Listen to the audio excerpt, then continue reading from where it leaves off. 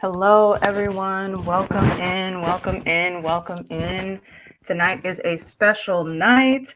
I am here with so many special guests who I will introduce in a moment, but I just want to welcome everybody in to our meditation on abolition zine release event with Ashon Crawley. All right, next slide. So first I want to get us started with a land and digital infrastructure acknowledgement. And I'm just going to read the text that is here on the slide for us all.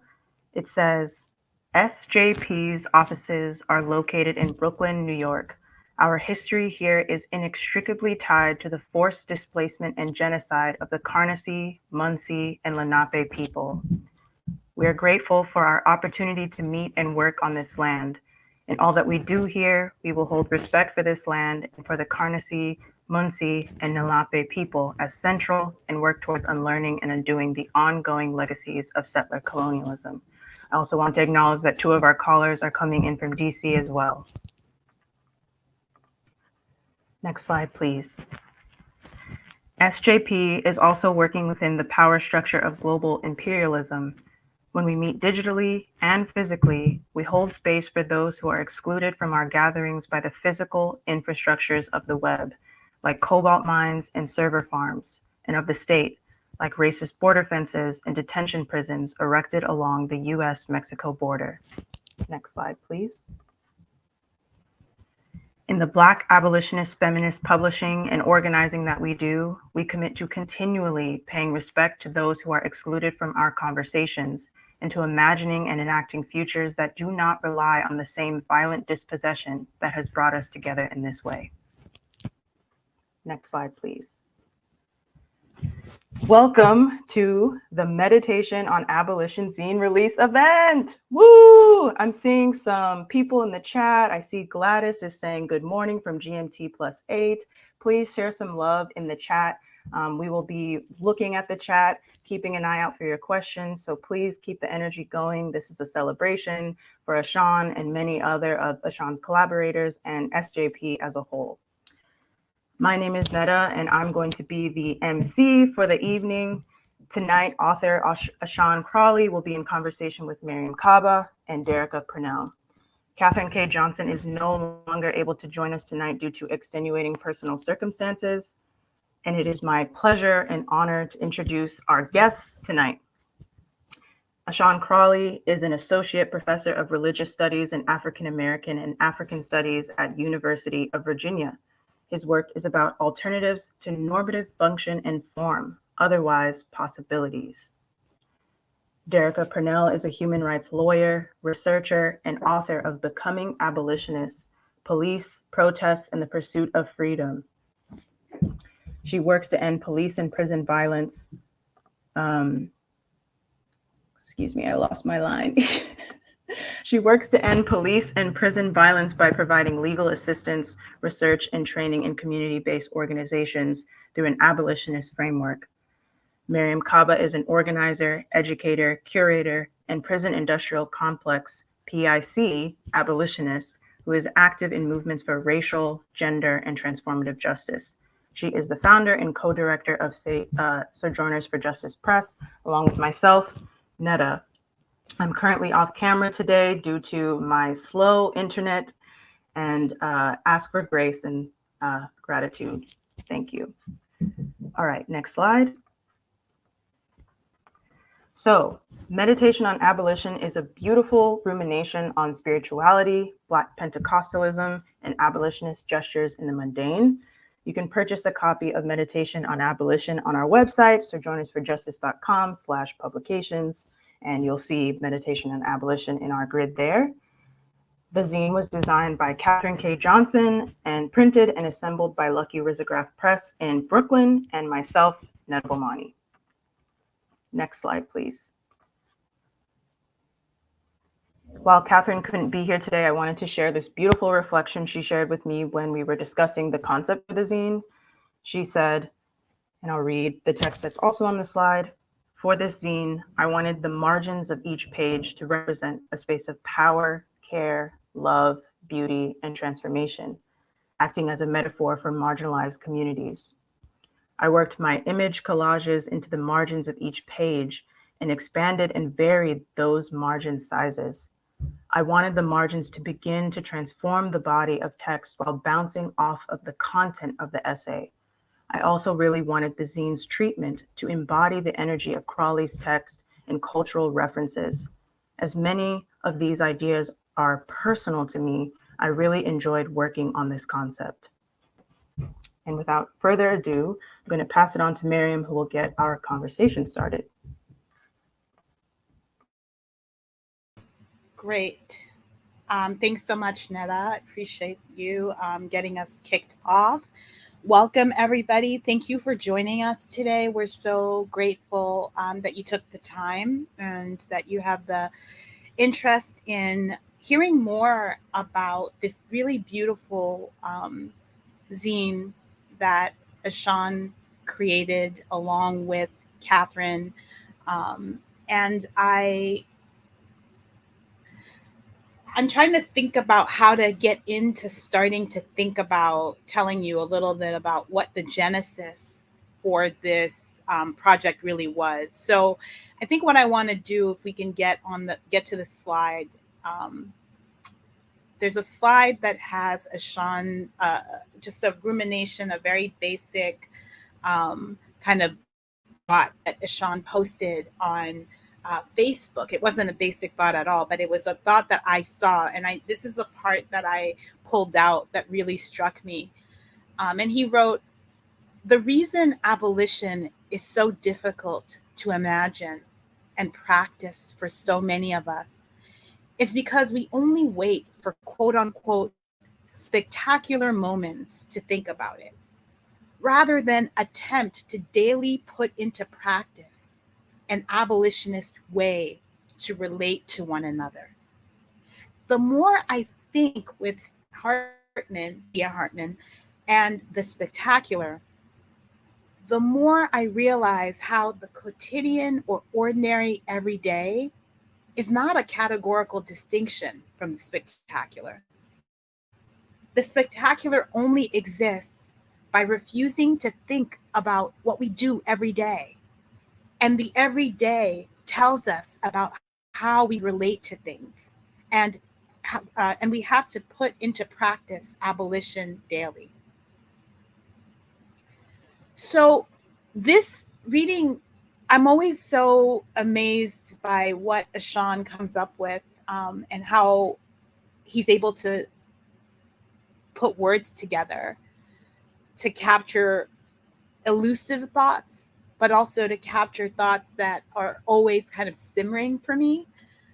And on this particular day back in June of 2021, this really hit me because I'm consistently talking about, along with many others, I can think of Mia Mingus and other transformative justice practitioners and thinkers, about the fact that how we are at the small level is often how we are at the large structural levels with each other, how we interact and how we connect and how we relate to each other.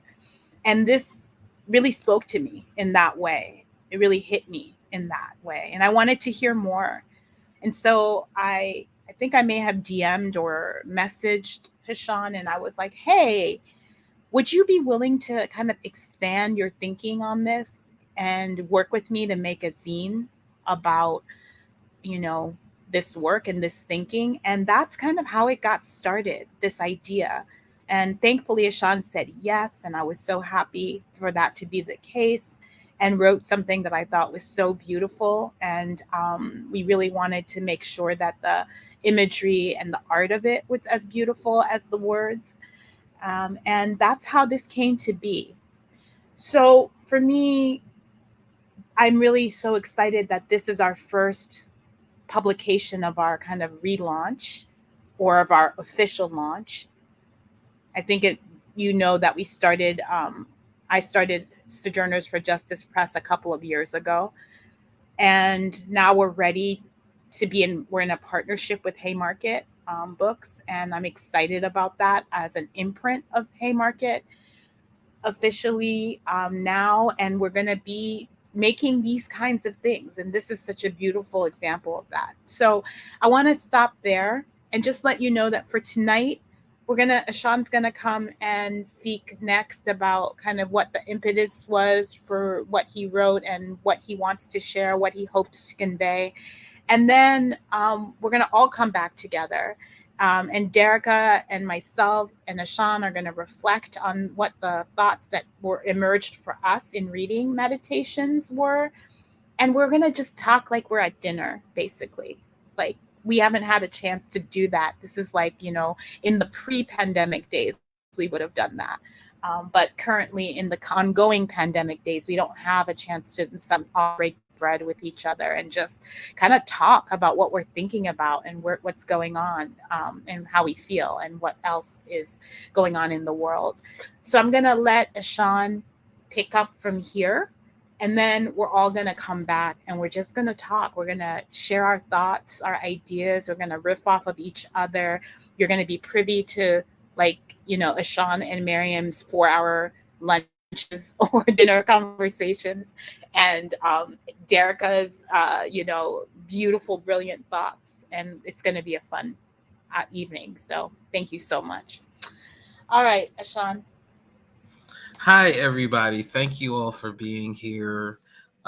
Thank you, Netta, for the introduction, and to Mariame for reaching out, and to both Crystal and Kaylee for interpreting for us. It's really always a joy to make sure that we can reach as many audiences as possible.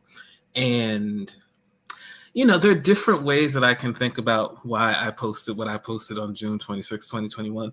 And probably, I think, so on Facebook, you can use the way back thing or whatever to see what you said on this date last year, 2 years ago, 3 years ago, et cetera, et cetera. And I had been looking at that every day in 2020, and it was heartbreaking to me. On a personal level, experiencing heartbreak is sometimes romantically is not easy.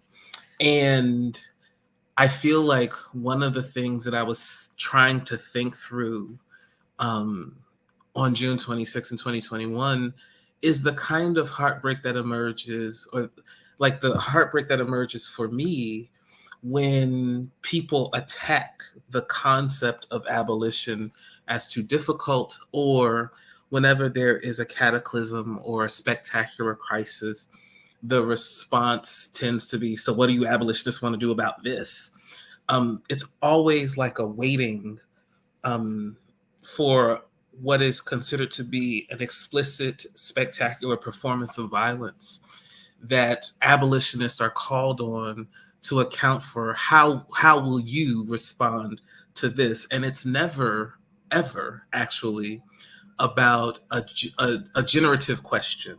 It's always the kind of questioning that is paternalistic, because it is the attempt to shut down the possibility for imagining what I would say is otherwise possibility, or the capacity for imagining and perhaps living into alternatives to what we are told is normal. Normal ways to exist, normal ways to be in relation with one another. And so it continues to be heartbreaking to me that people who attempt to practice abolition continue to talk about various forms of negotiating the violence and the harms that many of us who claim abolition have endured. It really is heartbreaking to me that most of the time it felt like, and still seems like, the time abolition is mentioned by a lot of people is as a dismissive kind of, you all don't have a solution for this, and so why should we believe you? Why should we actually try to do something differently than this? And so I tried to think about, well, why is it hard to imagine abolition?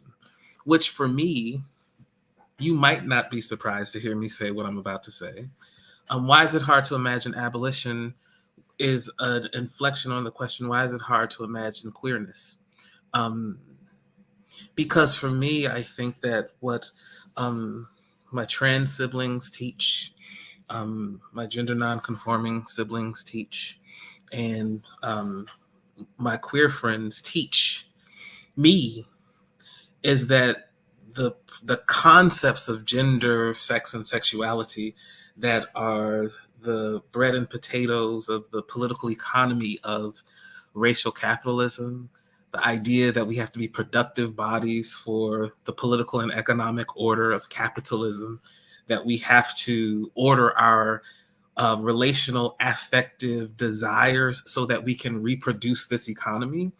What those various folks teach me and allow me to continue to interrogate are the ways gender, sex, and sexuality, as it emerges in sort of Western white supremacist thought and practice, is itself a carceral regime. It is a practice of incarceration.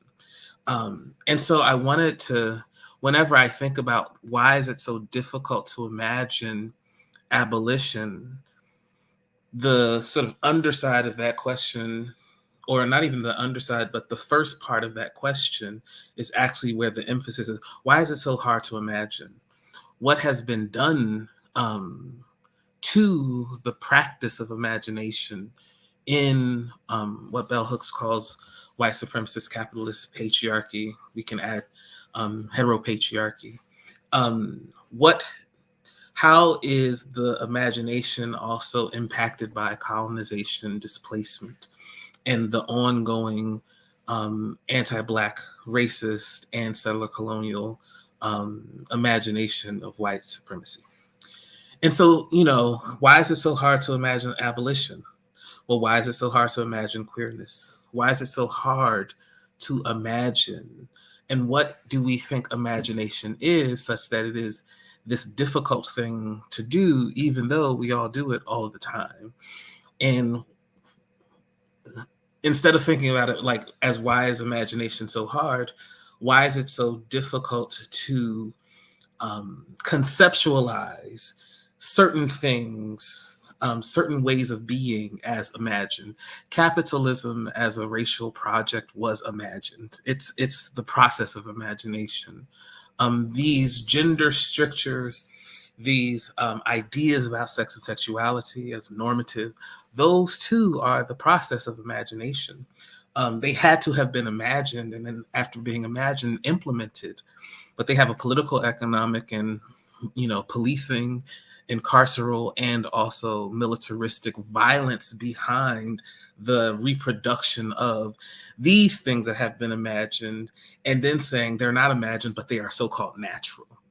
And so it's like, why is it so difficult to imagine abolition as a practice? Is because so many people think it is a natural disposition for humans to be violent, and to be violent towards one another, and that there's literally nothing that there's certain people that you just can't reach. There's certain people that's just who they are. And it's like, why is this social relation relegated to or reduced to the concept of the so-called natural as a kind of biological fact that is inescapable? It is predestined. You can't do anything about it. And it's like the same way that we talk about normative understandings for sex, sexuality, and gender.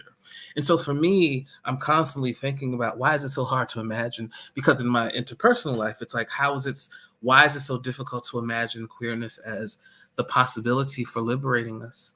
And also then, why is it on a social level, why is it so difficult to imagine that we can think about how harm happens and different ways to respond to harm that do not necessitate a state to be the thing, the entity that enforces the response to when infraction and harm happens, because it actually doesn't repair. And so for me, trying to think about that, why is it so difficult? It dawned on me all over again that the reason it's so difficult to imagine abolition as a practice of liberation is because we don't practice it. That we wait for these moments often of what we consider to be spectacular moments of violence to ask the question, what are you going to do about this? But we don't think about the ways that we have to implement abolition as a relational practice, abolition as a relational capacity on a daily basis in oneself and with others. That if you are not imagining your romantic relations through an anti-carceral / abolitionist ethic, then you are withholding the possibility for abolition being a thing that becomes reflexive, the thing that you just think, that you just feel, that you just move within, and that you are accountable to. Abolition not as identity, but abolition as an ongoing set of commitments and practices to being in the world with other people, working through difficulty, really struggling through difficulty. Not saying that it's easy, not saying that it's frilly or superfluous, but that it is urgent, necessary, but that it has this ability, I think, to allow us to feel something along the lines of, and in the direction of like freedom and liberation when we commit to it as practice. And so I had been thinking since I went to seminary in 2005. And one of the things that really I found curious and sad is that the things that we would talk about in the classroom, this is what the Hebrew means, this is what the Greek means, you have to do this homework, and this is what this Hebrew story meant. It did not mean that this is Jesus. It meant this other kind of thing. It was weird to me that we could sit in the same classrooms, and this is when I was like trying to be a supportive seminary student of my colleagues, and I would go to like church services and hear them preach, and I would say, how are we in the same classes? Not trying to be dismissive, but we were just in our Hebrew Bible class, and the professor says something very different, and the reading says something very different that at least should allow us to interrogate some of these things that you're saying with such ease that seems to be not just a rejection of, but like a full refusal of even considering that there might be an alternative way to think about various kinds of things. And one example is, I was at a church service and this person was preaching and said to the congregation, and y'all know y'all need to stop drinking alcohol and getting drunk and going out and having a good time and serve the Lord. And it was fascinating because we all went to the diner, all the seminarians went to the diner after, and at the table, this should tell you what, at the table, I asked him in front of everyone, yo, do you drink alcohol? He was like, yeah. I said, but wait, you just said literally in your little sermon that people who drink are like somehow a problem. But he said, well, you know what I meant. I said, actually, I don't know what you meant. And like, he couldn't explain himself. But it's that kind of cognitive refusal. It's not a dissonance as much as it's a refusal to actually think. The thing that I say there should be in relation to the thing that I like do with my friends, that I have to implement these concepts, these ideas. And so the last thing I'll say, I feel like I'm rambling, but the last thing I'll say is that when Mariame reached out to me to expand upon that Facebook post about, the quotidian daily practices of abolition, one thing is there are certain people who I'm in relation with that whenever they ask me to do something, the answer is yes. And the answer is yes because of friendship, because of shared struggle, because of shared joy. And, I have a group of people that the answer,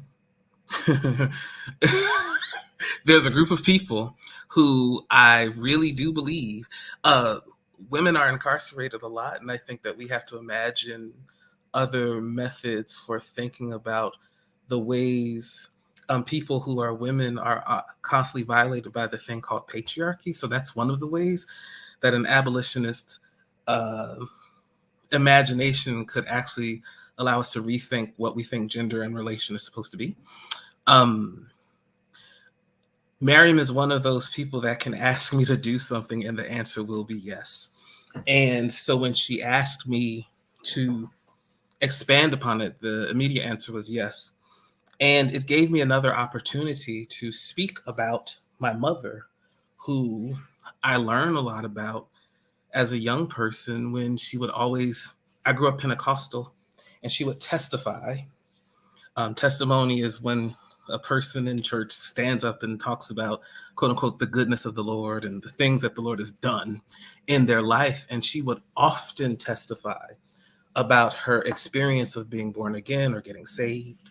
And she would often talk about how she got saved at the age of 14. And she, before she got saved, would wear pants, and she was in the marching band. And after she got saved, she went to her band teacher the next day and said, I can't be in the band anymore because I can't wear pants anymore because I got saved. And I am, agnostic about what you wear what you want, including pants or not. But the thing that I learned from my mother constantly telling that story is there should be a behavior that is consistent with the thing that you say that you are trying to live your posture as. And so if you're trying to live an abolitionist ethic, you have to live it daily. You have to allow it to infuse the way that you try to think about your friendships, the way you think about your romantic, platonic, and whatever kind of categorical relations you might have. What are the ways you think about children and violence against children, harm against children? Are children people, or are they little, cogs that are supposed to do everything that you you have to? How do you deal with, for my professor friends, how do you think about your students? What is your relation to learning and teaching? We have to be committed to abolition and as a daily thing, the thing that we put into practice in multiple ways, so that when these moments of spectacular or seemingly spectacular decontextualized violence happens, we have already exercised the practice of abolition in such a way that it's not heavy lifting to imagine that this too can be refracted through an abolitionist commitment, that this violence too can be thought about through this sort of abolitionist imagination, that it doesn't have to be each time something happens, we have to reimagine all over again what is the possibility for imagination, but instead, because we have been doing it, it's not a crisis to begin to think about it with regards to this new thing that happens, because harm happens. And so I will end there, but definitely y'all block the person. I will end there and hope to have more conversation.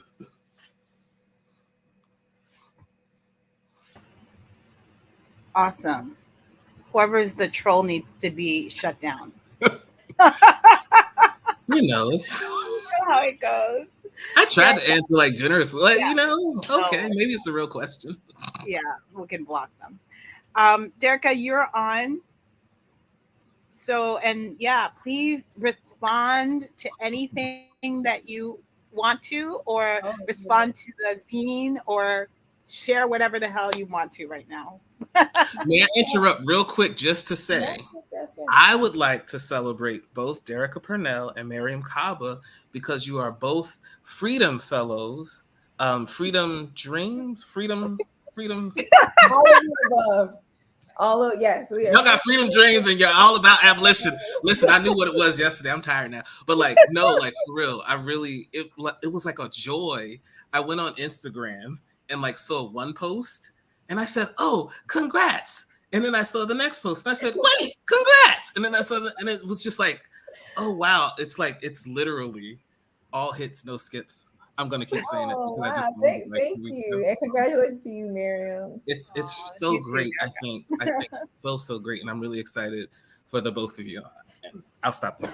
No, I appreciate it. Well, thank you so much to both of you for inviting me to be a part of this conversation.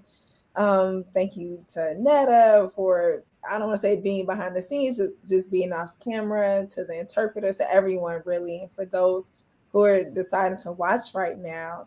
I honestly feel so overwhelmed because I thought I knew what I wanted to say, and then you started talking, and I was like, now it's all gone. I know that what I wanted to start by saying that this is so beautifully written is not even funny.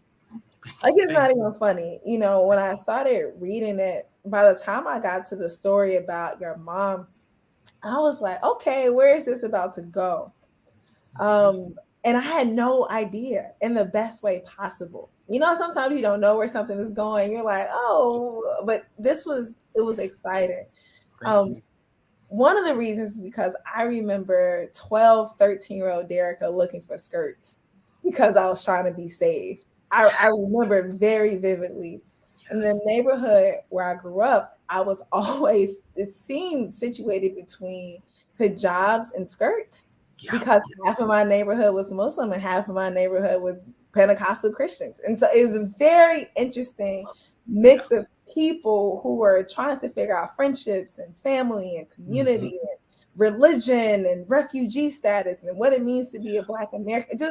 And so I remember D, who was like the oldest of these 7 sisters who lived down the street next door to my grandma.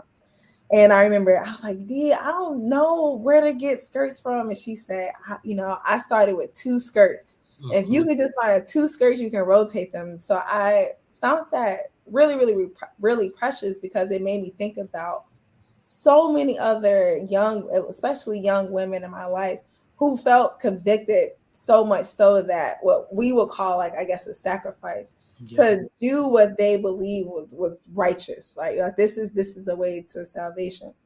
And I thought that, I was like, okay, is this going to lead into some random, interesting, provocative critique of, like, what women should wear in Christian church? And then it was like, no, literally no pun intended, but you pull the thread out in a completely different way and show and upheld the beauty of how your mother's conviction made her default to something that became second nature. And I just thought that was just really, really, really powerful.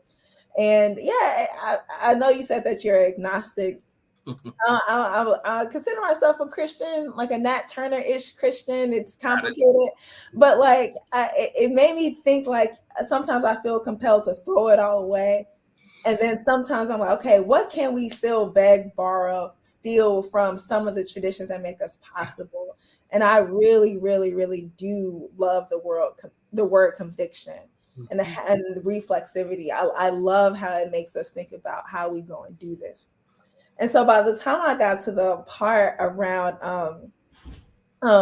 towards the end, let me scroll to it, because it made me start taking notes about who convicts me and how does this show back up. Yes, around the spectacular and the mundane. When I got to that part, I thought about how those two were sort of related, right? Because I hope that people who have abolitionist commitments or politics or at least struggling through them, it's my hope that it's our convictions that lead to those everyday practices that then prevent the spectacular from happening. Yes. Right? Like, it's not just that, like, we're trying to do some things and then boom, and then we have to figure out, do we put this person in prison? Do we hurt this person? Do we do this? It's like, well, how are we also preventing the spectacular? And so just now, when you were talking about the oh my gosh, what did you just say? Where's my phone? Because I was taking so many notes that I'm literally overwhelmed. You talked about us not practicing that abolition as relational practice in oneself and in other relationships. You started asking about kids. And so I was thinking, like, with my 2 boys, Juice and Garvey, I guess, they're boys for now, we'll see. But in my conversations with them, they have been lately obsessed by crushes. Like, it keeps coming up. I remember having a crush in kindergarten, but I didn't think of my kid having a crush in kindergarten or, my 3rd grader. And so I think, okay, when we talk about the people who they like, I ask, is it a boy, girl, or non-binary? because that's a part of our vocabulary. Yeah. And hopefully through these conversations, they won't grow up to be violent towards any kind of people who find them attractive. Yeah. Right. So then we don't have to wait for a trans person to die to be like, well, what happened? Where's your abolitionist response now? Yeah. And part of it makes me angry because when I think about usually liberals who are very critical of whether abolition is losing or winning or defund the language, like I think about all the ways that the abolitionist practices happens in our relationships, ourselves, and our parenting that prevent violence that you just can't measure, right? Yeah. How can we measure the number of lives saved from these everyday practices where we're invoking ethics and we're invoking care and we're pushing each other around our, accountability? How many lives does that go on and save? Yeah. Right? This is without trillions of dollars that the police get. This is without, all of the millions of cops around the world. This is without 800 military bases. This is without all of that structure. And we're saving lives through our conversations, right? Through our mutual aid, through our care. And so that is, So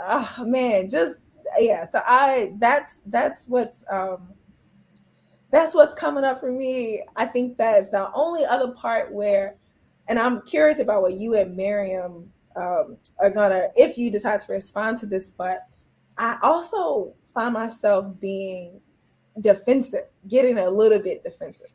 Yeah. And the reason why is because I would say maybe since 2020, since the uprisings, I've noticed that, I don't know I can't say this happened, but I feel like I witnessed it, which is different. I feel like I've noticed people sort of think that we can just care ourselves out of a prison industrial complex. Yeah.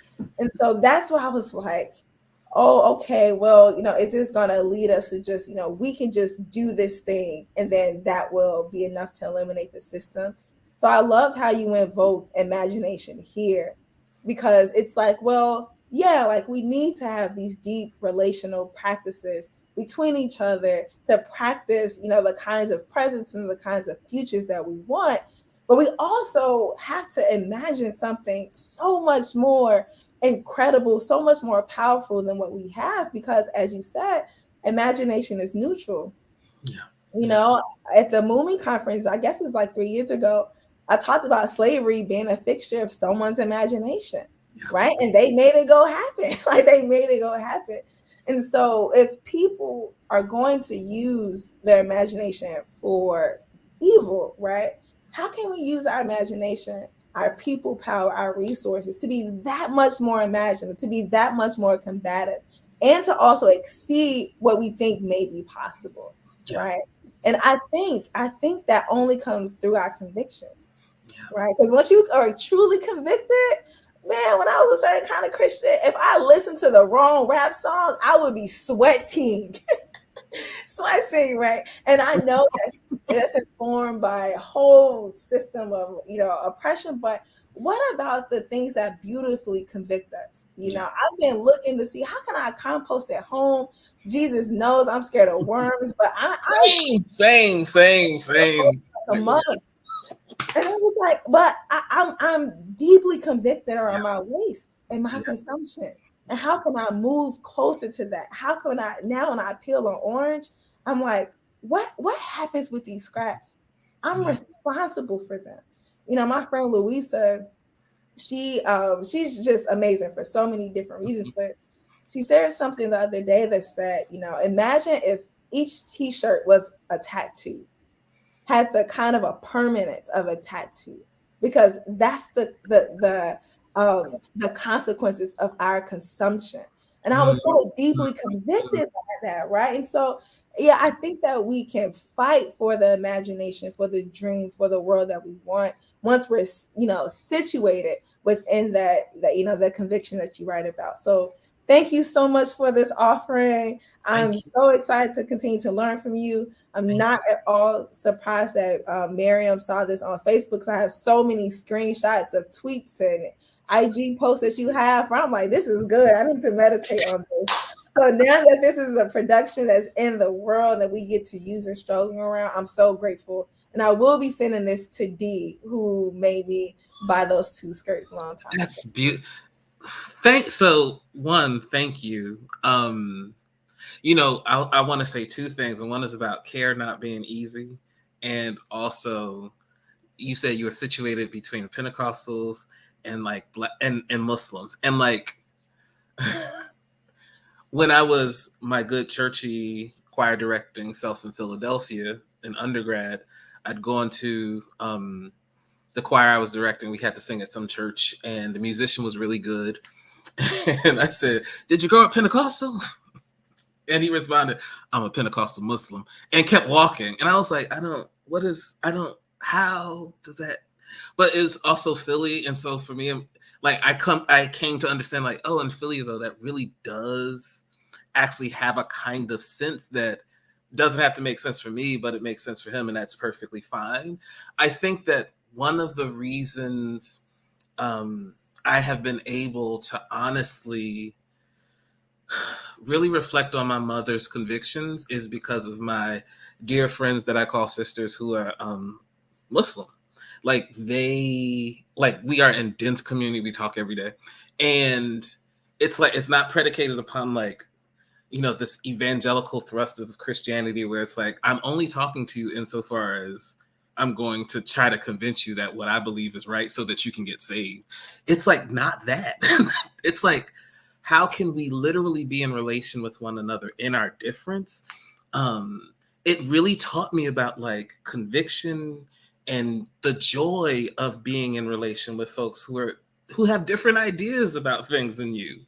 And yet you are like, you love each other, you struggle with one another, and you try to make worlds with one another. And for me, like the only way to do that is through like a kind of care that is not, it's like imagination, like care, imagination. There's certain kinds of ideas in Western thinking that have been cognized as a problem, and then they've been gendered, and then they've been racialized. And so, weak people imagine, and weak people are the people who care. Like, you have to be strong. And I'm like, well, but maybe strength is a ableist concept in the way we're constantly thinking about it. And so, like, care is really, really hard. It's not something that you can assume. I said to a friend of mine this week that I think the thing that I've been confronted with the most since 2020, I'm like, if this were Zoom, I'd be looking to see who's in the room, but I can't. But like, since 2020, I've been really confronted with the idea that caring or having the care of someone does not mean that they will treat you right, which has been really, really fascinating to me. That there is such a structure of inequity called homophobia, transphobia, that we turn inward on ourselves. That even when you care about someone and you love them, because I know it's true, when you do, you still refuse them because there's something about the transformative capacity of what care is calling you to do that you refuse to do it. And so for me, I think one of the things I have learned and struggled with, and like has been really, really one of the most difficult lessons I've had to learn, is that care is something that you have to commit to as well. It is not. And so like, I think that what you have noticed on social media is a kind of language of care in a similar kind of way that there's like in many ways, a language of abolition, but that has no practice. It has no social relation through which to enact the thing. And so it's real hard to like practice abolition if you're not practicing it. And it's real hard to practice care if you're not practicing. But like, it's real easy to just jump on social media and talk about care. And it's real easy to jump on social media and talk about abolition or to talk about gender justice. But like, the question is, okay, so, but how are you living it? And so I think that, my response is partially that I think that care is really hard work, and it's joyful, but joyful don't mean easy. Like there's so many things. I watch children's cartoons a lot. I watched She-Ra and the Warrior Princesses on Netflix, which I thought was amazing.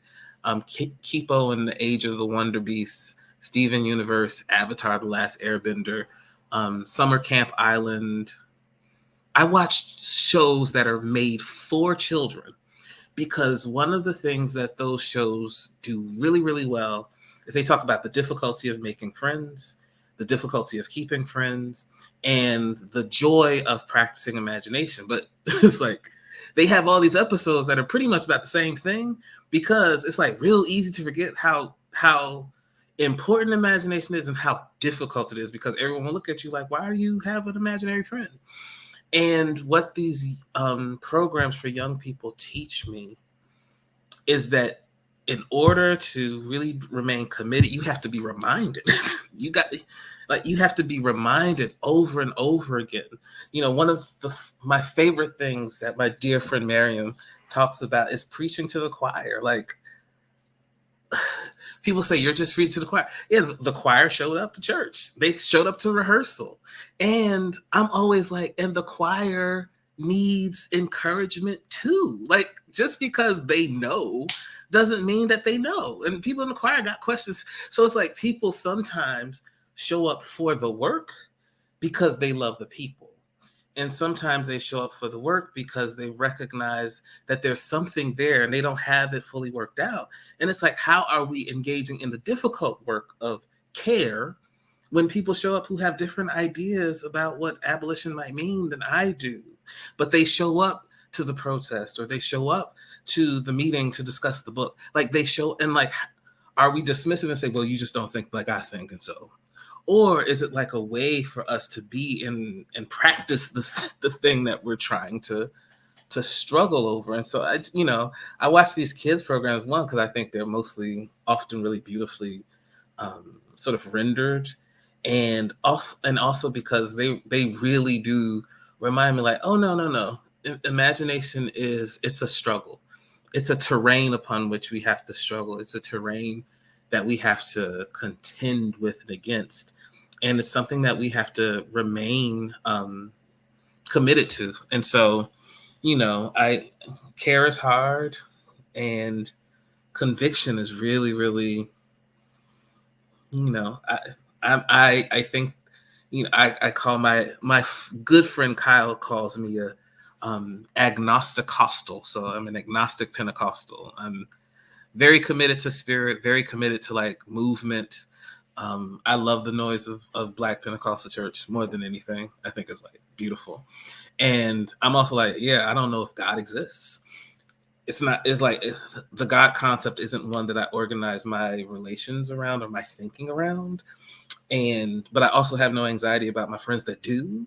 And I think like it's been really beautiful to build relations within that kind of context where they recognize me and they don't try to like get me to be a believer, and I recognize them and I don't try to get them to be whatever it is that I'm supposed to be.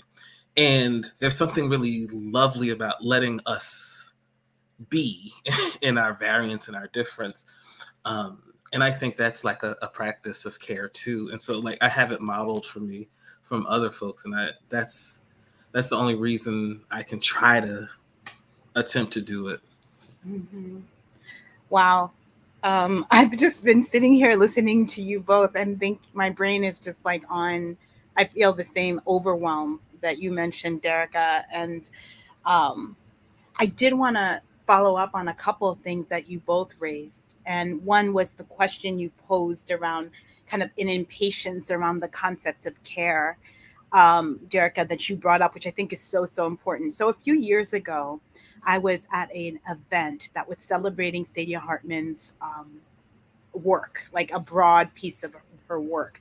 And something she said there stuck with me. And so I kind of pulled it out and then I posted it to social, and then I included it in an essay that I wrote. And it was her contention that care is the antidote to violence. Mm-hmm. that saying, and kind of like I organized some of my thinking and thoughts around that politically and structurally. Okay, so whatever. But what I learned from that experience of how some kind of pushback happened was like an immediate, first of all, her words were care is the antidote to violence, and mine is really that care is an antidote to violence. So that, just that, but I think she was just saying it in like, it wasn't something she like wrote down in some deep way. She was mentioning it, and I thought it really was helpful for a framing conversation. But what ended up happening was I would hear a lot of people say, well,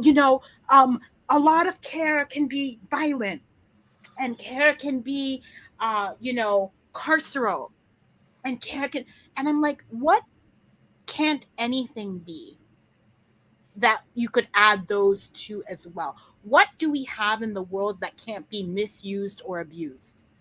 Yeah. Okay? Yeah. You're not making a point to me that I haven't considered here, right? Like that, of course, care can be carceral. And of course, a form that gets used. Like, we are human beings. We abuse a lot of shit. Okay? But like that, so to me, that doesn't stop me from still believing that care is an antidote to violence. Yeah.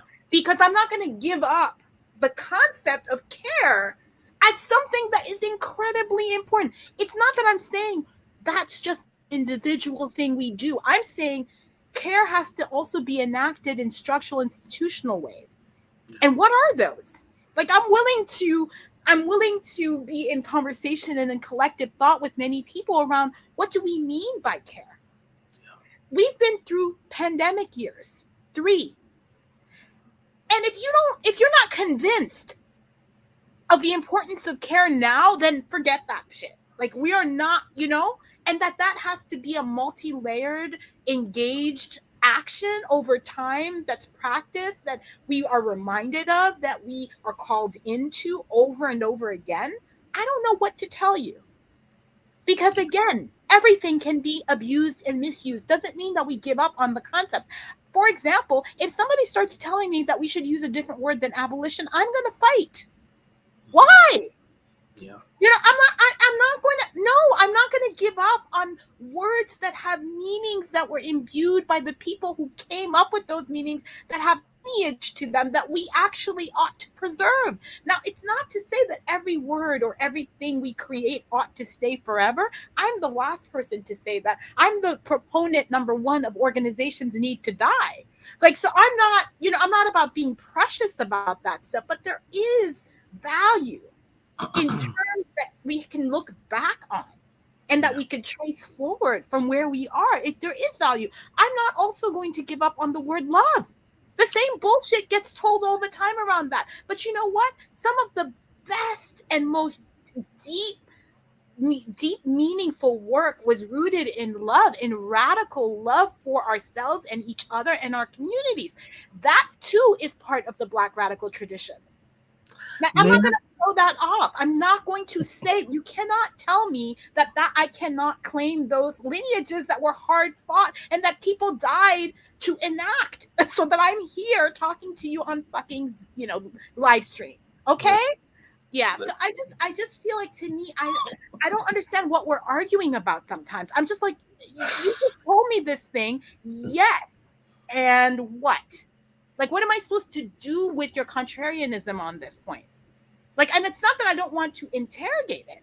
It's not that I don't want to have deep conversations about it, but there's a kind of weird simmering anger that sometimes comes with this as well. Yeah. Which is like, somehow you haven't considered this very important thing that I'm telling you in this moment. Who are you talking to first? Like, you know what I mean? Like, first of all, like, who are you talking to? Like, I'm not your peer. And like, like, I've been at this for a little while. But secondly, okay, I'm also willing to learn at all times. And if I'm doing something that's negative or damaging or destructive, I want to be called in on that. Yeah. Not on social fucking media, but I want to be called in on it. If you really care about me, and you want to, your goal is to see me get better. If you think I'm doing something that is terrible. Yeah. And I guess, again, it's just a fundamental values disagreement about how we be with each other. How we be with each other. Make Sorry, go ahead, Sean. no, like I, you know, I mean, I'm real, I'm like, I just saw this post that someone put on Instagram and I screenshot it. I didn't repost it yet, but it was like, Geminis are people who like say we post everything on social media and we're still private. It's like, I post a lot, I say a lot, and I'm still very much committed to it, and y'all don't know who I am, which is actually true. Like, I say the things that, and so like I tend to say things that are sometimes revealing.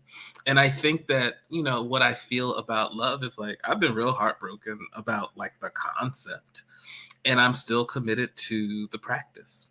And it is, I refuse to give up on love. Now, I also refuse to make queer people have to prove that we are in quote unquote loving relationships in order to demonstrate to like the state why we should be accepted. But I'm not willing to give up love as a way to be in relation with others, care as a way to be in relation. I feel I'm writing this book about the Hammond organ and how, musicians who played the Hammond organ in the 80s and the 90s contracted HIV, died of AIDS complications, and how there was really no ceremony for, no real homegoings for these musicians. And like, I think about the 80s, I think about the 90s in terms of the AIDS crisis, but also the crack cocaine crisis.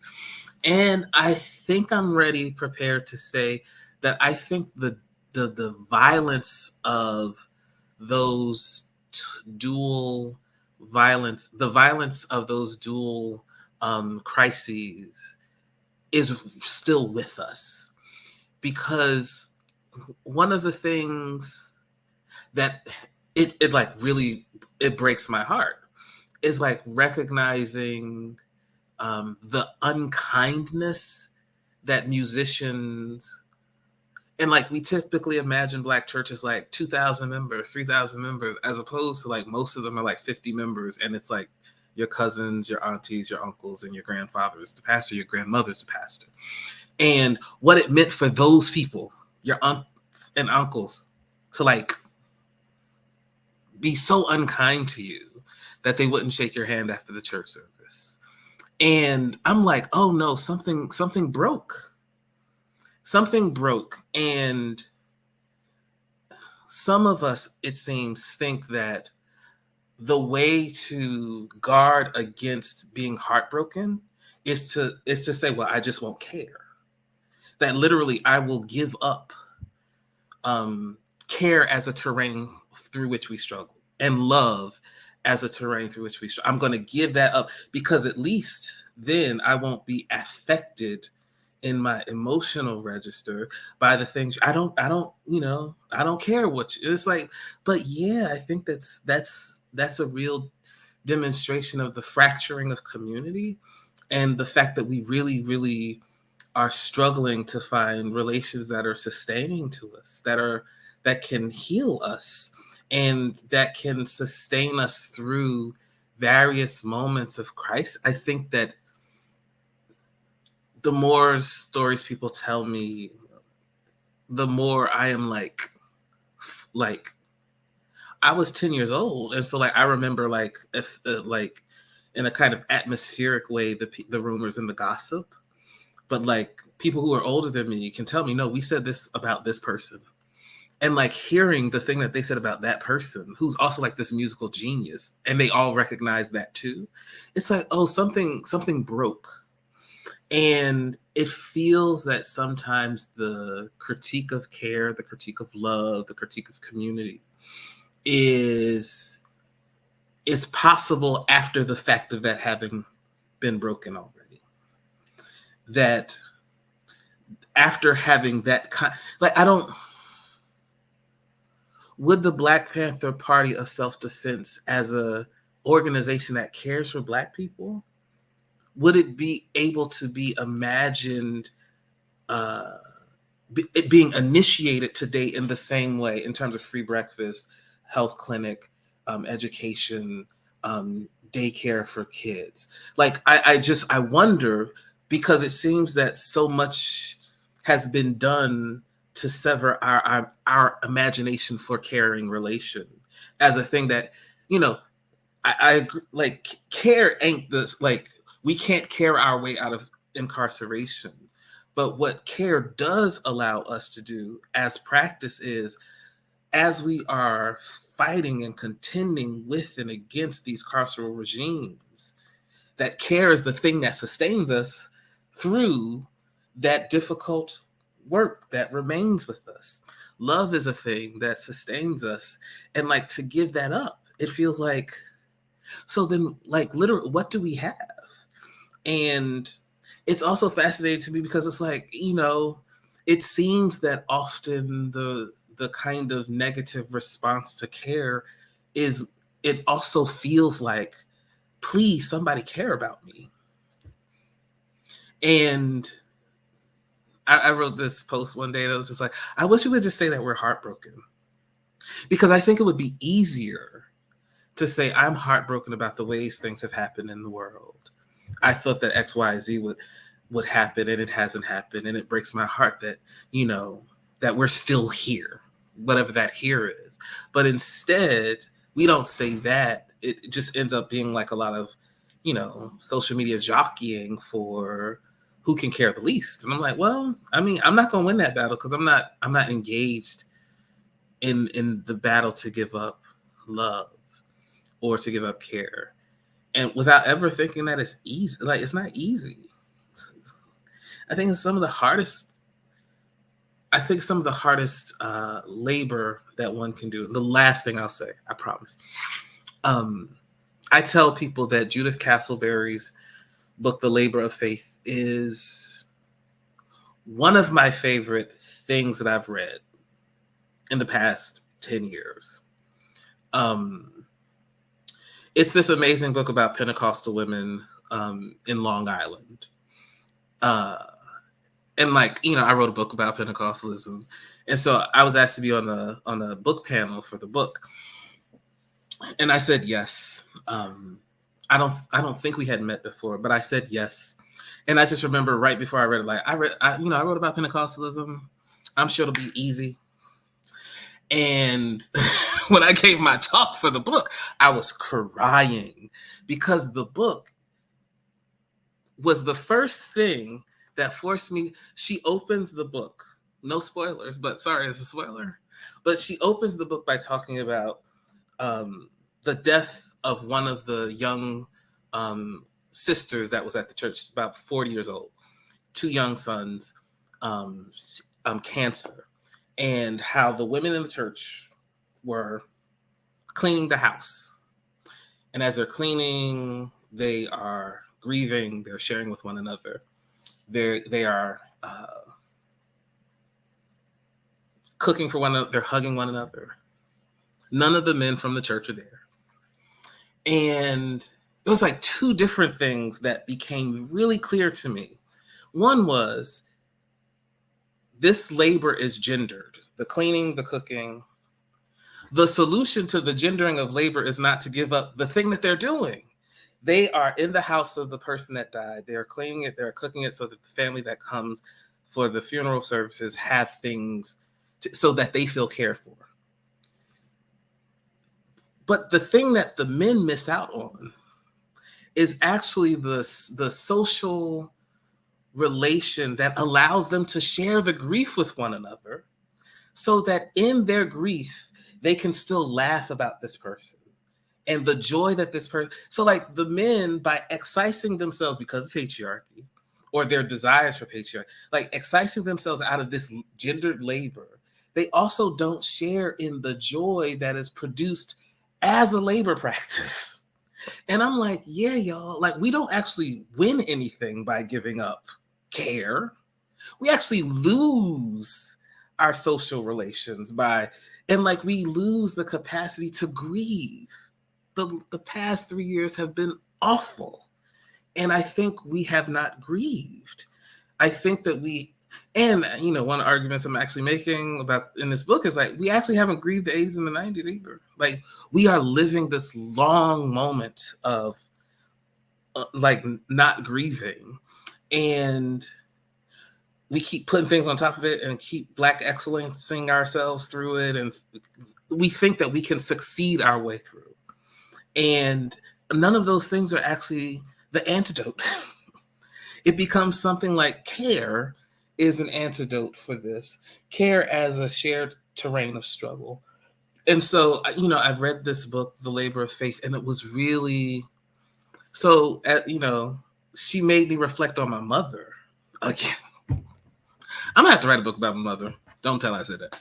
But like, she made me reflect on my mother taking care of her aunt who lived with schizophrenia during her dying years. And my mother was like 32. So it's like, when you're a kid, you're like, people are old. And when you're an adult, you're like, no, you're kind of a baby. She was like 32. And because I talked to her, she had to go to the state and figure out how to take care of someone. Like, where do I get the resources for this? How do I do this?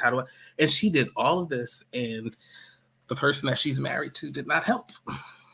And it's like, I went to the funeral.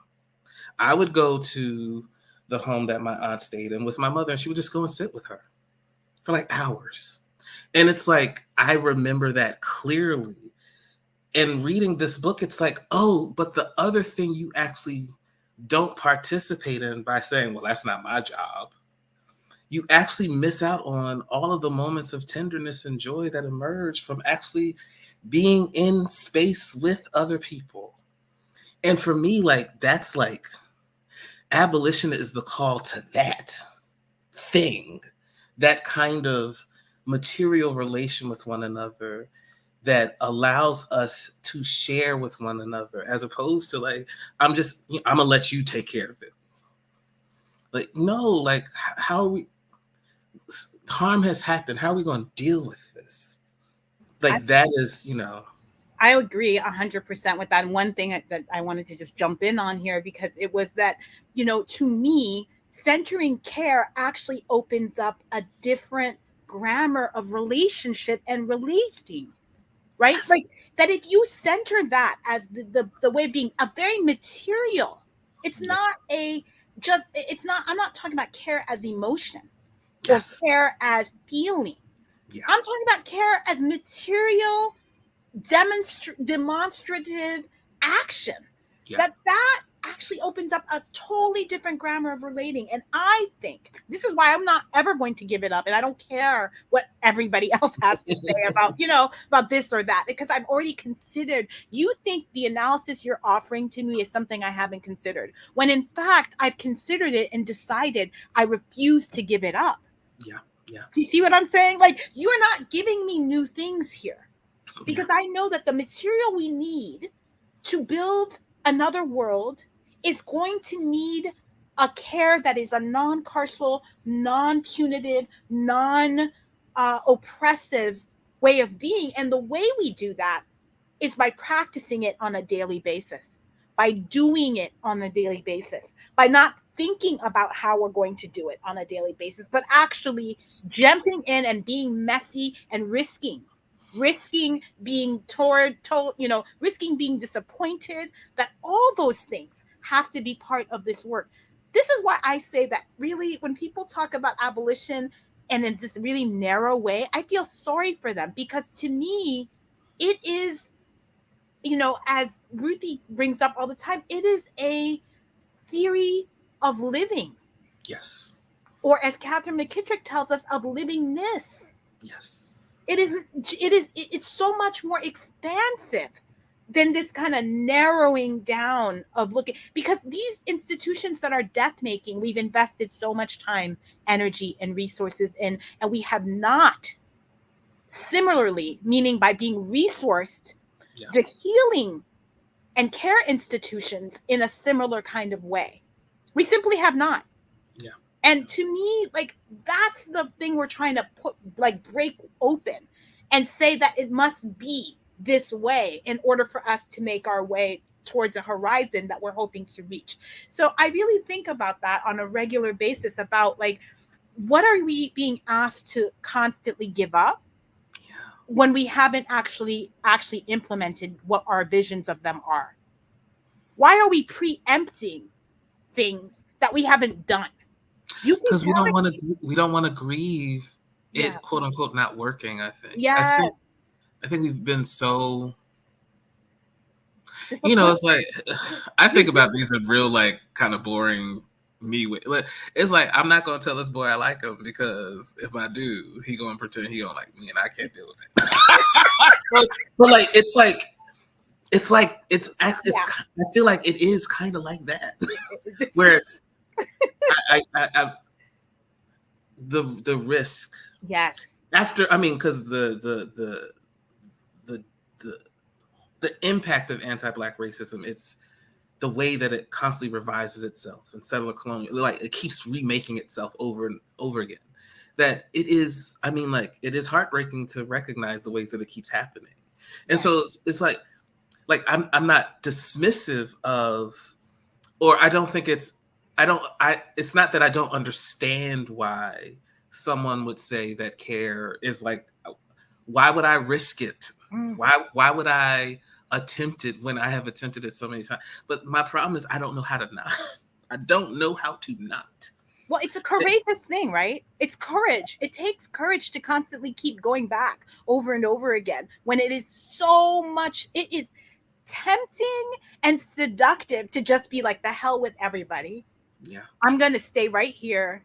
And I'm going to convince myself that right here, isolated, is the safest, most, kind of most protective place that I can be, because otherwise I may get hurt. Otherwise, people may not respond to me. All those things are real concerns. They're not concerns that aren't meaningful. They're absolutely meaningful, and they may happen.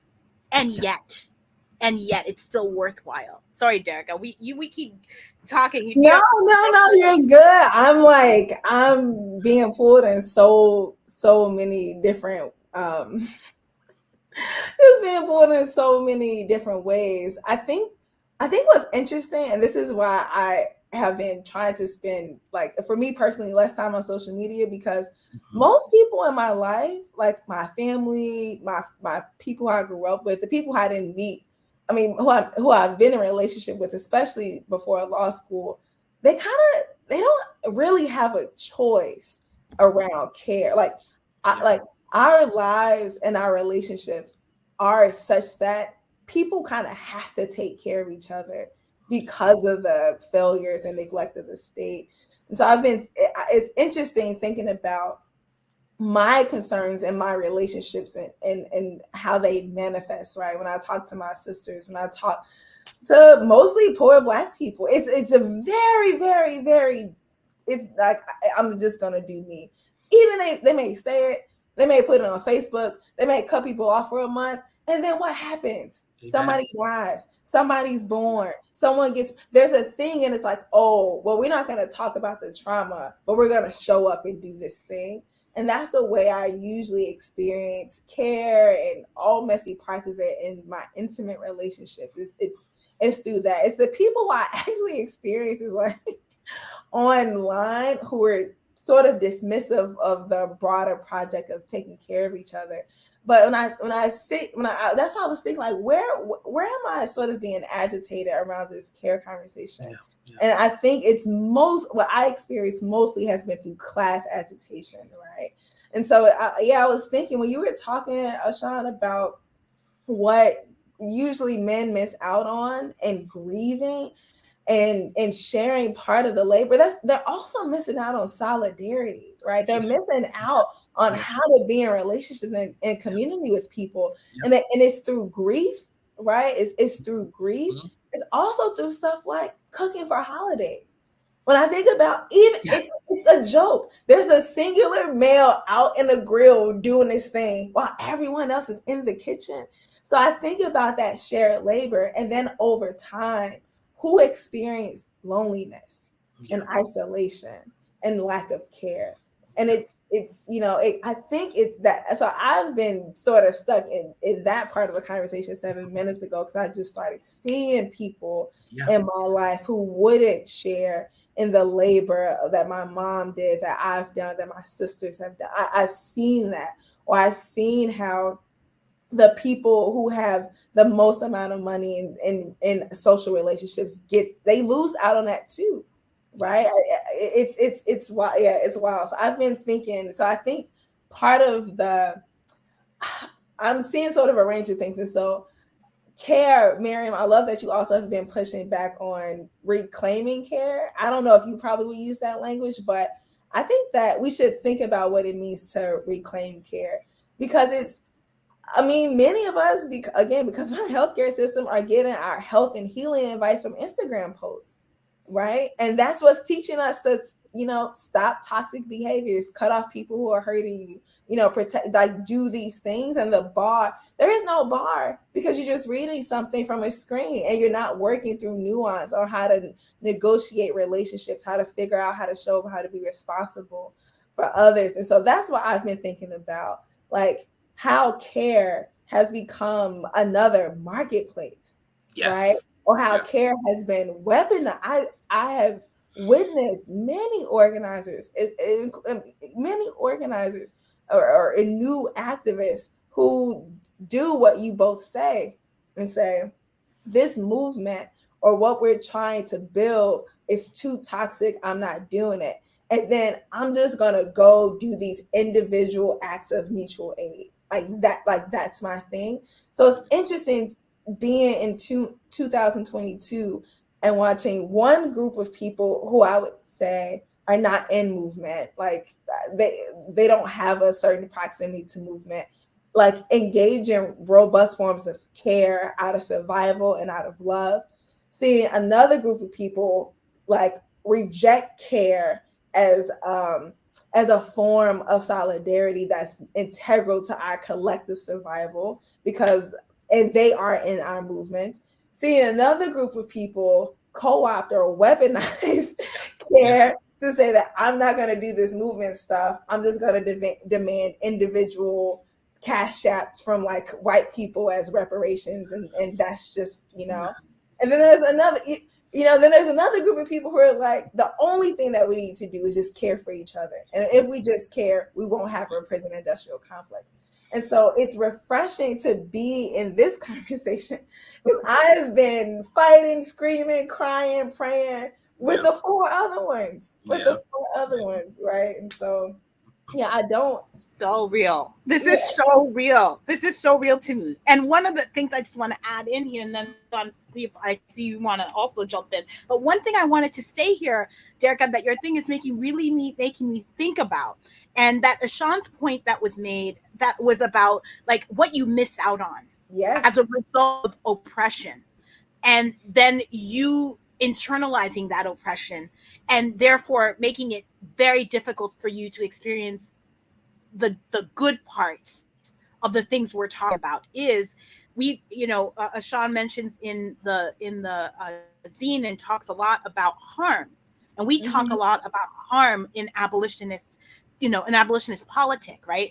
As a way to move away from the concept of crime, which has all the things that are associated with that. But one thing that I like about thinking about harm, and that this relates to, I think you'll understand why I'm bringing this up, which is that my friend Danielle Sarad always talks about the fact that accountability is actually the corollary to grief for those of us who are responsible for harm. And that, that in fact, what happens when you actually witness how accountability is a real important tool for transforming shame and transforming all of the feelings that you have. Because listen, most people, and this goes back to a point you made earlier, I think, Derica, which was like, most people, when you harm me, you are impacted by that. Yes. Okay. It is rare actually for human beings to harm people and giddily just go on. You think about it, it nags at you. You know, you may not go and see that person ever again, so you've lost that relationship. Something has happened as a result of the severed trust and the severed relationship and what you did to like really break that bond. Something has happened. So when we say to people, we're going to work with you to basically provide you with an opportunity or space to take accountability. We can't make you accountable. You have to do that yourself. When we say to people, that's your chance, that accountability is that corollary to grief, the grief you experience when you've been harmed, when you've been left down, when you whatever. The accountability is actually the other side of that. So what I mean by all that to say is the reason we don't give up on these concepts and these words and everything else is because in some ways we then miss out on the opportunities that those concepts provide us to be more human with each other, to be more in relation with each other, to understand that we are interdependent, that we are not islands. We cannot survive as human beings without other human beings. It is not possible. You may want it deeply. It just can't happen. So that if you're given these opportunities, an opportunity to enter into a caring space and a caring relation, an opportunity to take accountability so that you are grieving through the process of your taking of the accountability. Like all those things are good things. They're good things. We need to create a culture that says these are good things. You want to be part of this. You want to join. And that's what I was hearing in part, like these buckets of people are in various ways hurt people trying to figure out where to be and how to relate to that in various ways, right?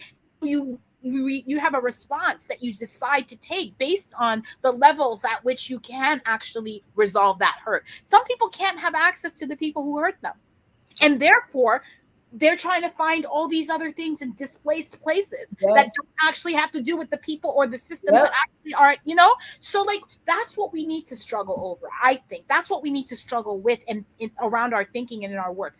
Anyway, these are things that were coming up for me as you both were talking. I was like, yes, I love that example of people grilling by yourself hours while everybody else is in the kitchen having a blast, laughing, enjoying themselves, hugging each other, crying about stories. You missed out on all that. Why? Because the man is supposed to be out here grilling in the fucking in under 10 degrees. Like, this is manly. That's so sad. That's why we need to explode the gender ideas and gender binaries, because you're missing out. You're missing out. Sorry, go ahead, Ashon. I think that, you know, what you said, Derica, about asking your kids, like, you know, is it a boy, is it a girl, is it non-binary, like who you have a crush on. I think it's at that level, right? That asking the questions at that level, so it's not like a spectacular, it's just like, no, like people have different genders and you might like someone of various genders, and I'm gonna ask you just because I'm interested in you as a person, not because I'm trying. I think that it's that kind of implementation of, you know, practicing these alternatives. And, you know, I think that what manhood is supposed to be in our society is like the saddest thing. It makes me really, really, I mean, sad is not, it doesn't convey the unease that I have with what it is that it tells us to be. And what I have sensed it and experienced it allows people to become, so that they can claim that sense of normalcy. It's like, it is relinquishing of not just of care of oneself, but of also being cared for. When you want to, like, when actually what you are also asking for is care.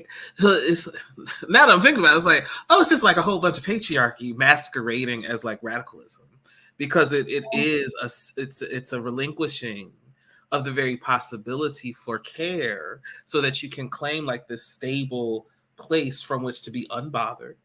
Or care for me is not, it's care for me in a way that I can experience domination. Yes. Right? That is the care and the domination gets conflated. Ooh. As like, you know, if you're going to be in a certain kind of relationship to me, and that's gendered, but it's even among men, who's going to be an alpha man, like that whole notion, it's like, oh, even the kinds of care of how we show up for our, it's still, so much of it is rooted in domination. It's like, yeah, everything has to be abolished. I'm like, this is why we are abolitionists. I'm like, no, we actually, like, we have to be committed to abolishing this understanding of like domination as the means through which to produce just relation with one another. Yes. Like by a non-coercive domination that is also like really violent. I'm reading The Dispossessed right now very slowly because it's so good. Yeah. And there's a scene in the book where these parents, they just have a kid, and the father is giving a speech about his daughter, and he says, you know, our daughter and our sister. Like that's how he's describing. Like, right? Well, you're not my child in sense of like possessiveness, right? Or like you're my sister. We have a material social relationship where you're responsible for me and I'm responsible for you. And it takes I know it takes me a lot of work to remind myself, like, this is my child and my sibling. Like, this is my sibling in society. Yeah. And what it, you know, thinking of that relationship. Yes, to that point. What you said reminded me of that. Listen, you can talk about your kid, like, because I think what so many of us have needed modeled and I think what so many of us wish we had experienced is a different kind of parenting.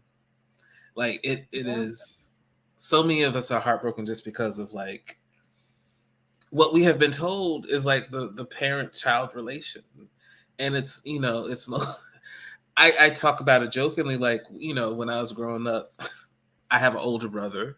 And my parents, Ashon, give me the remote. Ashon, give me the... And one day I was just like, yo, like, what about, like... And, like, I was afraid to say it, but I was like, yo, but what about him? Like... Right, yes. Like, I'm not the only one here. Yes, Why? Yes. As an older child, I've been guilty of that many years. But, like, but like then also, why are you asking me to give you the remote? It becomes like are there ways that we can be helpful to one another, including young people? And then like, are there ways that it's not about help anymore? It's about like, no, this is domination. And like really wanting for like the kinds of relations with parents that are of a different ethic. And so it is always beautiful when like my friends on Facebook post about their kids, and it's like, oh, it's because I honestly don't expect it from anyone, because of like, it's just not the life world that I have experienced in general. And so like when I notice this real struggle to try to produce different relations with young people, it really moves me, because it means that there's something that we are doing collectively that recognizes like, yeah, that doesn't work. And a lot of us are real traumatized from like that kind of nastiness that presume that, you know, kids are here for you. Yeah. Like, oh, but I need to jump in because we are gonna be shutting it down soon, and there are a couple of questions for you in the chat, Ashon, so I'm gonna ask them of you. Okay. And then yes, we had said we would be done by 8:30, but we can also be earlier. Could you speak more on how your reckoning with Saidiya Hartman's texts have influenced your thoughts on the importance of the ordinary? I mean, I wouldn't be doing any of this work if it wasn't for her. And that's not hyperbolic. I was in seminary. I think I've told this story somewhere before. I was in seminary. I was going to write a master's thesis about like doing a biblical critical reading of Hebrew and Greek text and say, oh, see, we just have the wrong understanding of what the Hebrew and the Greek meant, and what Black churches really need to do is to figure out what the Bible says.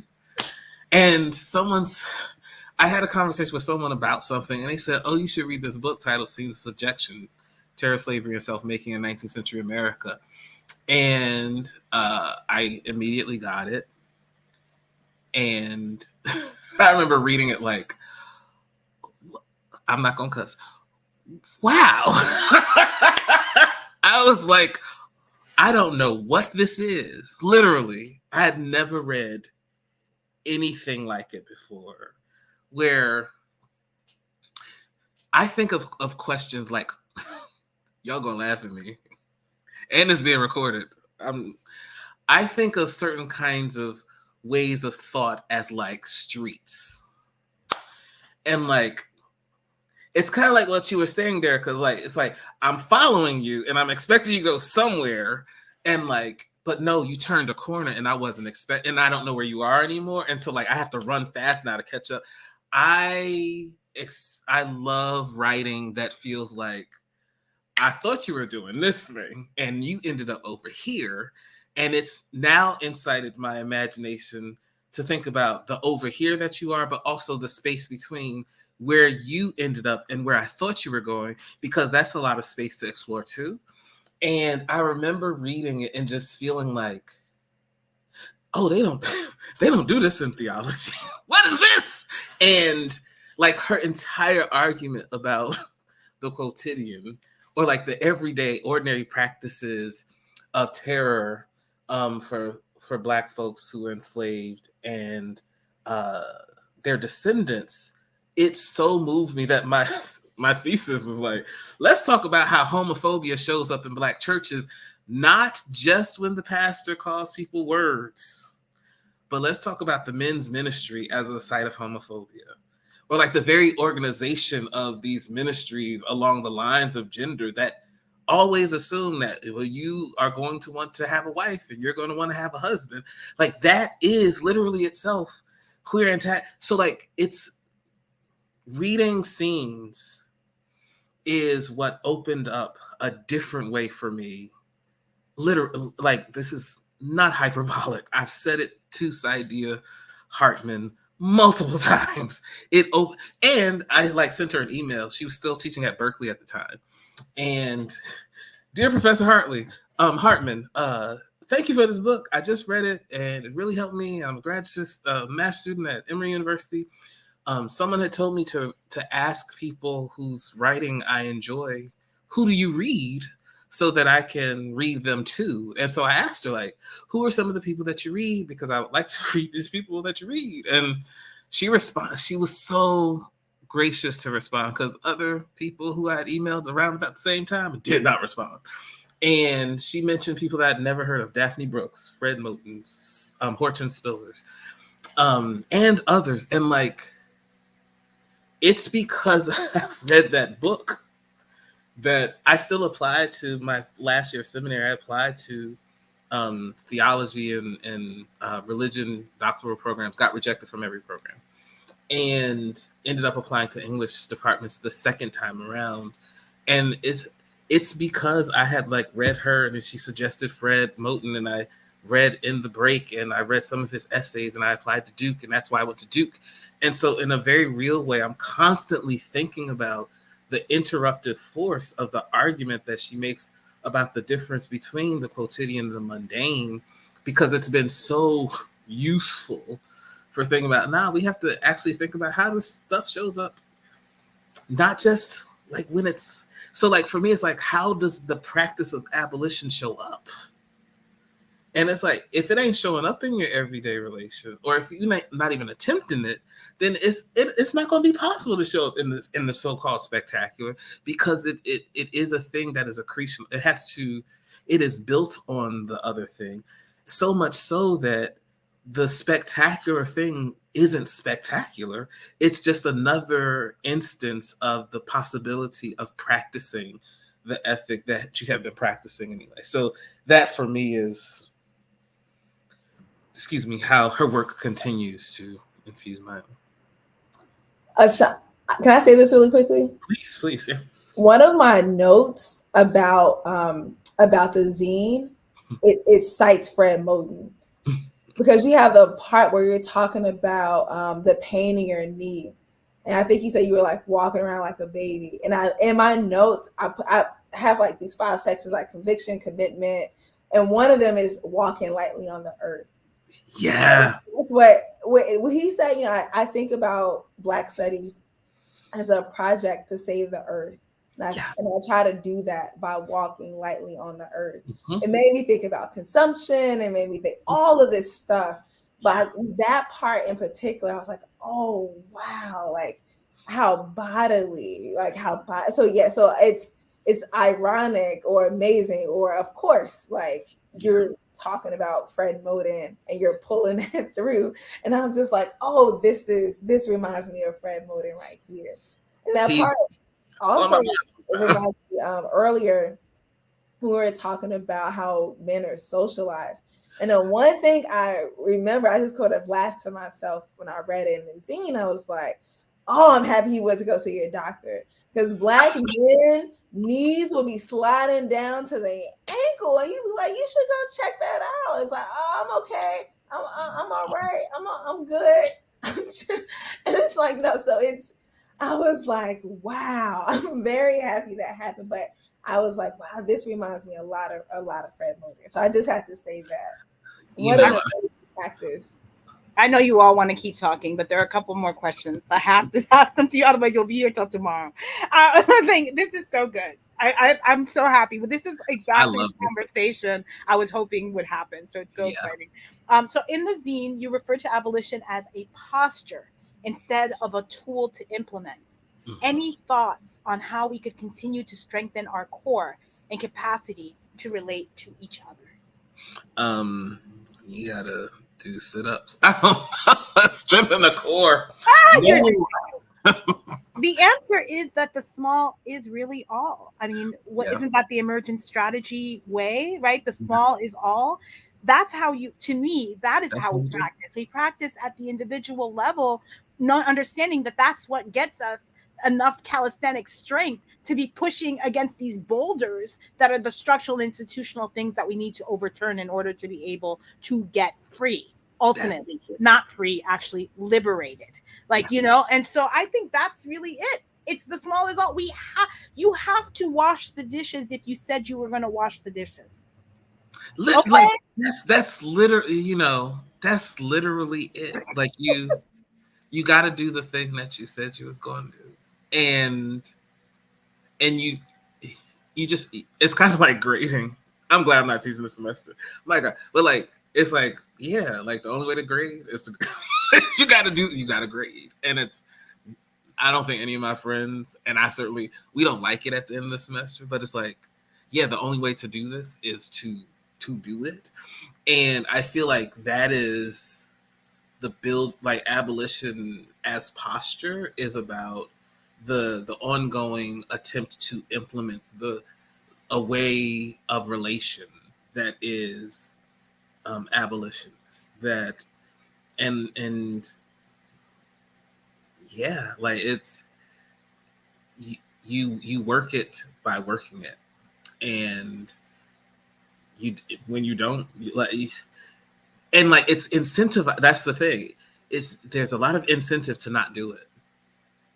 There's a lot of shaming that happens if you attempt it. There's a lot of misinformation that happens if you attempt it. And there is like a political and economic apparatus that incentivizes not attempting the difficult work of dense care that abolition calls us to. There's all kinds of reasons to not. Exactly. But and so that's the reason why you gotta commit. Well, it's the New Year's resolutionization of life, like you can't New Year's resolutionization yourself into, you have to just act and you have to keep doing it. It's repetition. Yep. It is insistence on a practical application of action. It's a high. Yeah, go ahead. Say it Well, again. it's a hygiene. It's Yes. a hygiene. It's hygienic. It's what keeps us healthy, keeps our society healthy. It's edited Exactly for right. us. Yeah. Yes, Yeah. and also not beating yourself up that you couldn't do it today, right? But being acknowledged that you didn't do it today. Don't pretend you actually did it when you did it. You know, like these are the things that are mattering. But this is the problem with like transforming it into like identity. Yeah. Because once it's identity, it's like, well, whatever I do, it's like it's abolition because I'm an abolitionist. Right. Identificate, and so it's like, well, but I don't think that what you are saying actually. It's like, but no, I this is what I am, and so it is always what I do, even when literally the ethic is in the antagonistic relation to the thing I say I'm committed to. Yeah. And we trade the practice for identity, thinking that the identity will itself produce the practice, but often it interrupts our commitment to. This is what it's like so gay liberation. Like, yeah, Stonewall happened, and that's an Instagram post right there. Yep, that's part 2. Meditation on abolition, part 2. The abolition is insufficient. What's my friend's name? What's his name? Who says this? Oh my God. Damn. He says the articulation of the politic doesn't prove the point. Right? It's like just because you have this identity, just because you can say it doesn't mean yes. Love that. Part 2. Can you speak to how to, after this we'll wrap up with last thoughts that you have, Ashon, but can you speak to how to disrupt or persuade? I don't know what that maybe how to disrupt or persuade, I guess. I don't know. I think I'm gonna pretend I know what you mean, person. I appreciate it. And in Black Pentecostal Breath, The Aesthetics of Possibility, I end the introduction by talking about my dear, dear best friend, Kendall Brown, who he was pastor of an open and affirming Pentecostal congregation in DC for a number of years.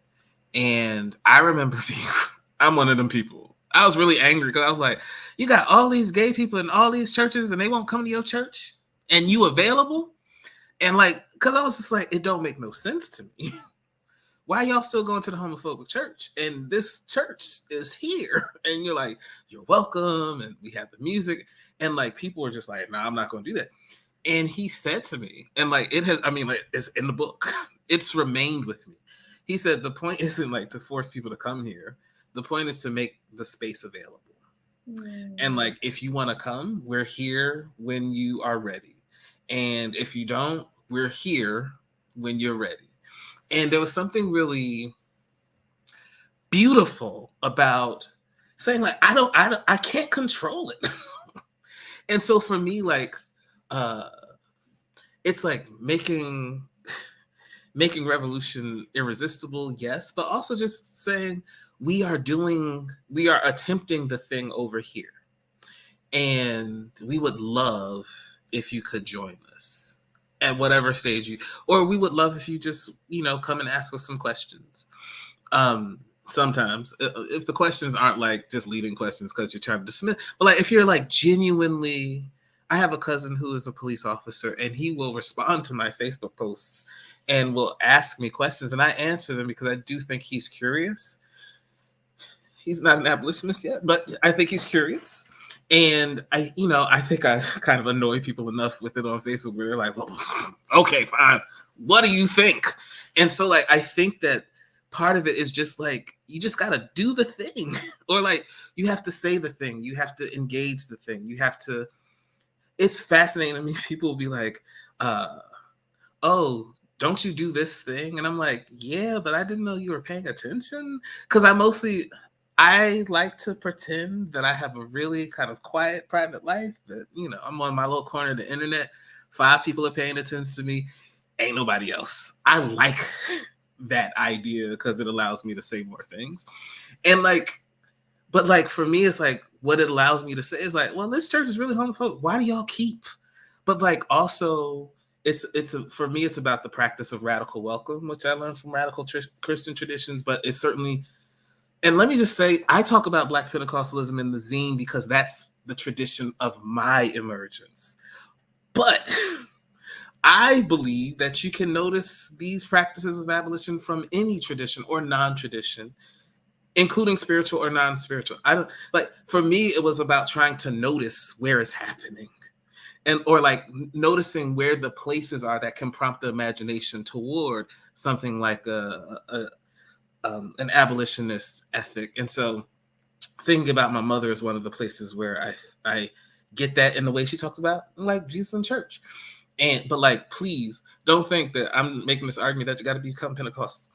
Okay. Please don't. But like, I think that the way to persuade is really, you have to in community with others be making the alternative all of the time, and allow it to be a welcome space.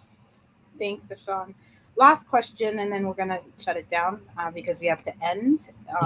And for our wonderful interpreters and everybody who spent time, and I can't believe 2 hours has gone by, but that's what's happening. But anyway, somebody just said, sometimes I feel shame for still having or wanting to care for people who have harmed me. Any way to grapple with this feeling? Derica, do you have thoughts? And then Ashon, and then I will end. You're on mute. Yeah, no, I wasn't. I didn't know I was answering a question. I saw that question. I immediately started thinking about people who I care for who harm me. Mm-hmm. And yeah, I don't know if I have. Yeah, I don't know. It feels such like it depends on the person, right? There are people I know who harm me, who I still care for because I have a duty to care for them, for that person. There are people who harm me, who have harmed me before, who I care for because I have deep love for that person, and we work through that harm, or it's an ongoing process. And yeah, I experience deep emotional conflicts with people like my mom. Like someone asked about parenting, what is it like to experience conflict with a parent? And me and my mom, we're in deep conflict all the time about lots of different things. Some of it's in her control, some of it's not in her control. And it's just like, I think one is a recognition that we are, socially conditioned to treat people a certain way. My mom wasn't born the way that she was. Like, she's had experiences and things impressed upon her, and that's impacted how she mothers, how she parents, how she treats me and my siblings. And so I think I used to, I would say in my teens and in my 20s, I used to just want her to change, just wish it away, pray it away, just stop doing this. And as I've gotten more politicized and more mature and more curious and more loving, hopefully, there are some parts I recognize and I say, oh, well, this is why you would expect this, or this is why you demand this, or this is why you insert yourself this way. And part of me just extends a lot of grace because I know people have extended grace towards me. Part of it requires me to establish boundaries and say, hey, when you do this, we won't be allowed to talk until we have a conversation about why this hurt me. And so that, like I said, is a hygiene. Sometimes your daily practices, they hurt, and then you have to tend to that pain. And so I think, between therapy, good friends, really amazing siblings, and just honestly just becoming more politicized and understanding how people are created, I think it allows me to constantly navigate that. And so I experience those relationships all differently. But I think the overarching thing is I have a social obligation to all kinds of people, including those who harm me, because I want the harm to stop, right? I'm also if you hit, I'm gonna hit you back. We're gonna fight. That's what's gonna happen. So there's that too. But I think it depends on the kinds of harm, the depth of the harm, whether I'm able to still be in community. It's just all these sorts of factors. But just starting with, it's tragic that there are social conditions that led this person to be this way, in a way that it's tragic that I've been socially conditioned around different things in my life that's caused me to be homophobic, that's caused me to perpetuate transphobia at one point, that's caused me to do all kinds of other harmful practices, and just hope to continue to be in struggle like with that person to the best extent possible. Thank you for that, because I saw the question too, and my immediate response was, I feel often shame about care too. Yeah. And I also post over and over again. I might post it again tonight because I post things sometimes. There's this book, Politics of Piety by Saba Mahmood, that she wrote before she passed away. It was really useful for me. She talked about the Islamic revival for women in Egypt. And she talked about the wearing of hijab, and that there are two different ways that the women talked about. And one of the ways that she talked about it was the wearing of it in order to produce the pious disposition, not because they had it, but because they wanted it, which, in a good King James version of Paul would say, I press toward the mark, not as though I have already attained, but this one thing I do, forgetting the things which are behind me and pressing towards the things before, or reaching for the things before me, I press toward the mark. And for me, it's like, I post on Facebook often, the shame that they want you to feel is not yours to hold. Be free, because it's literally, I understand it. This is not a dismissiveness. I post this because I often have to fight against feeling shame for still caring for ones who have harmed me. And I think that having boundaries is one of the most important things. I can care so very much about you and hope and not in some kind of paternalistic, I hope the best. No, it's like, no, I hope so much for you. I believe, because I also know who I was before I was attempting this kind of life. Yeah. And I could so easily have been like a closeted preacher with the family and very, very unhappy and harming all kinds of people and saying all kinds of homophobic things in order to prove to Jesus that I actually really mean that I want to go to heaven. Like, I know that was the path that I was headed down. And so because I at least have a sense for who I could have become, I try to be charitable. I try to be understanding. And also I have a whole lot of boundaries. So I don't go to church. I don't go, not just because I'm agnostic, but also because one of the last times I went to a church, like as soon as I sat down, the pastor started saying something homophobic. And I was like, oh, okay. Like that gif of Viola Davis gets her bag. I was like, all right. And I grabbed my keys and I walked out. I was like, I'm grown. I'm not doing this. But like, for me, that is one of the boundaries. Like, I don't actually go into those spaces where I will experience that kind of harm. And so I think that feeling shame is like, I'm sorry. 30 seconds, because we got that close, yeah. Feeling shame is like a thing that you feel, but like you can also move through that. Feelings are fleeting. So feel it, but also recognize that it is not your private property. It ain't yours. And so you can move through it. Thank you so much. Thank you so much for answering those questions. Thank you so much, Ashon, for this zine. Thank you so much, Derica, for coming and hanging out with us, as we should have had some like tea and crumpets, but thank you. Thanks to our Access folks for supporting Cat Live Captioning, ASL, and Netta is going to come on and close us off. We got to continue, y'all. We got to have a part two. There's so much more to talk about. So, Netta, you're on. Thank you. Yes, I am just overwhelmed with how beautiful this conversation has been, and just the rigor with which I was taking notes is just unparalleled. I feel like this was a sermon of its own kind, and I'm extremely grateful to both Ashon and Derica for joining us today. I have a few closing remarks and reminders for us all. Just a soft, gentle, but also very serious reminder. You can purchase a copy of Meditation on Abolition via Haymarket Books.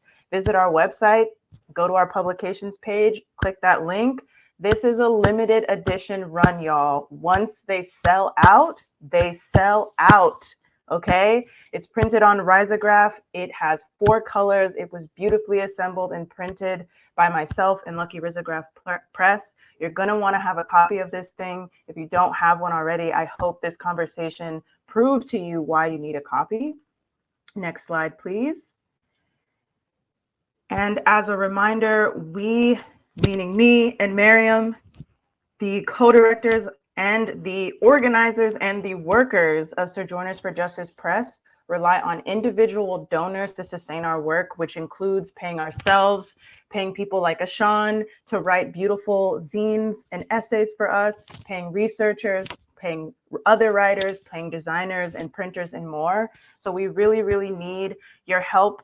And we're asking that people either make a donation or become members via our coffee. That is coffee styled as ko-fi.com/Sojourners for Justice with the number 4.